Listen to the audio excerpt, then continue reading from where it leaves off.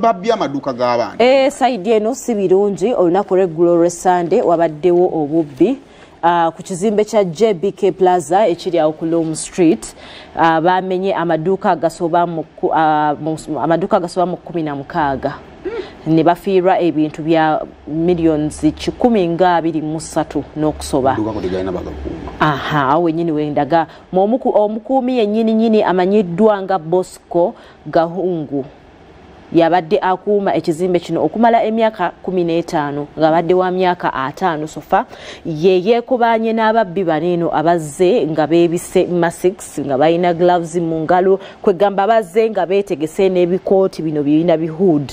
ne bamenya ebizimbe bino naye ng'okusinziira wekyategerekese wabadde bano abakera okulongoosa be baatuuseewo ku makya nga bazze okulongoosa ne basanga nga amaduuka agasinga obungi gamenyeddwa ebintu biri wansi drawer zavuddeyo buli kimu kyayononeddwa ne bategeeza akuuma ekifo ekyo nga manager Jolly Charihunda nti obubbi bwagenze maaso okubeera nga buge ku kizimbe ekyo. JBK basinga kutunda ki? Bingi kizimbe kinene kiriko floors ez'enjawulo so business zigenda maaso mpitirivu mulimu mobile money mulimu amasimu mulimu biki business nyingi nnyo zitambula omwo era nga abantu bangi nnyo bafiiriddwa abasuubuzi ebintu byabwe. Omukulu manager Jolly n'agenda n'awabira omusango guno ku Wilson Road Police ne bagwongerayo. Yawaabye muwaabe teyaguwaabidde. Kale nawaaba omusango omusango ku Wilson Road Police ne bagongerayo ku CPS era saa zino omusango guli ku CPS naye cameras abantu bano babadde balinako kye baalabye anti okusinziira ku footage abantu bano bazze zonna bazimenya bagenze ne bamenya cable ne basala zi cable ezadde ziconnected kubeera kumala ku kizimbe ku myaka 15 nga tamanyi ngeri gye bajja ku kamera era byonna yaddayimenga amanyi buli wamu buli dduuka erina kamera ebintu byange bagamba nti nina omutima omubi omuntu amala atyo mu bwasikali emyaka 15 mugobe owana omukozi otya nkubuulyeko ekintu kimu waliwo emirimu egimu omuntu mukozese y'emyaka 5 omufunye mu myaka gye egyekivuuka nga wa myaka 18 20 bw'ayingira 27 mutee kubanga afunye obuvunaanyizibwa. Kati nyina ekizimbe ezo kyemmanyi kiriko omukuumi amazeeko emyaka 4 naye bamulaba bulabe tebalina nakyakumukolera naye kakati ebyo nanga bikyagenda maaso omukuumi ono ng'era omanyi nti era toyinza butakolamuka era konna waliwo edduuka ly'omusuubuzi amanyiddwa nga Ronald Mihingo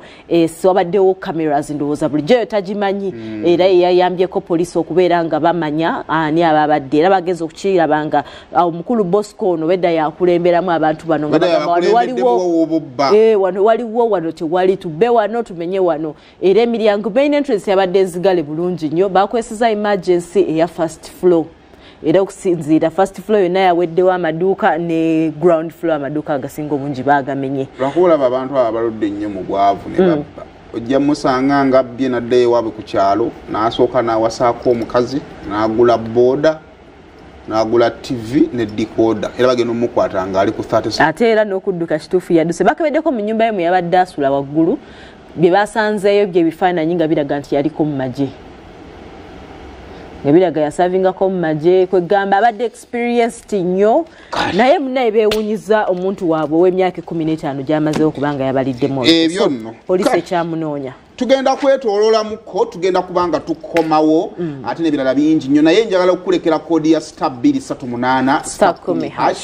obudde zile dakika 23 ezakayita ku ssaawa emu okyasobola ddala okubwatula bingo tulina emitwalo 10 ekyo tukigamba mu kitundu kyaffe ekisooka atabwatulangako wandibadde ogezesa olunaku olwaleero kubanga tufunyeeko abawangudde nga bagamba nti babese bwatulangako naye empangudde nawe yawangulako ssente zaggwawo ddaddamu obwatule ate tuye ssente bweziri wano gekyoba okola bukozi nyiga bizinze *238*10# ate obwatule bingo tukyakomawo n'abeesimbyewo ab'enjawulo n'engeri gye batalaazeemu olunaku olw'ejjo Robert Kyagulanyi Ssentamu yayingidde Bunyolo. Tukomawo. Good morning.